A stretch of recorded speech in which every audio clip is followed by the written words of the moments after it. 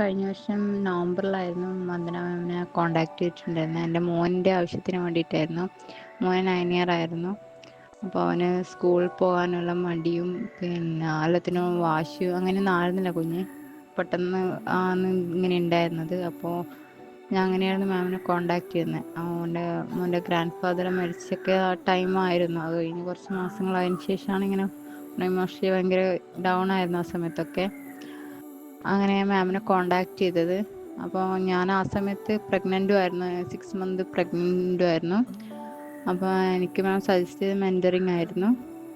പിന്നെ മാം പറഞ്ഞു ഞാൻ മദർ അതായത് ഞാൻ ഹീലാവുന്ന സമയത്ത് തന്നെ അത് കുഞ്ഞിനും മോനും അത് ഹീലിംഗ് എഫക്റ്റ് കിട്ടുന്നുള്ളത്.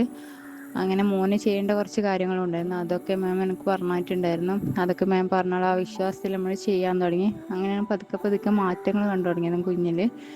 മോന് ആ വാശിയൊക്കെ പതിയെ കുറഞ്ഞു വന്നു.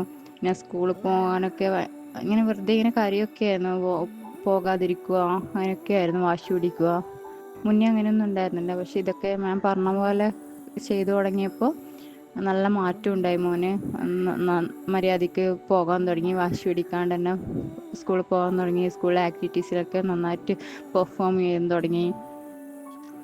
അതൊക്കെ മാമിനോട് എത്ര നന്ദി പറഞ്ഞാലും മതിയാകത്തില്ല. അതുപോലെ എൻ്റെ പ്രഗ്നൻസി ടൈമിൽ തന്നെ നമുക്ക് ആ പ്രഗ്നൻസിയിൽ ഒരുപാട് സ്ട്രെസ്സും നമ്മൾ ഹോർമോൺ ചേഞ്ചസും ഒക്കെ വരുമ്പോൾ ആ ഒരു പീരീഡിലൂടെ കടന്നു പോകുന്നതായിരിക്കുമല്ലോ. ആ സമയത്ത് എനിക്കും ആ ഒരു ഹീലിംഗ് കിട്ടിയത് കൊണ്ട് എനിക്കും വളരെ സ്ട്രെസ് ഫ്രീ ആയിരുന്നു ആ സമയം.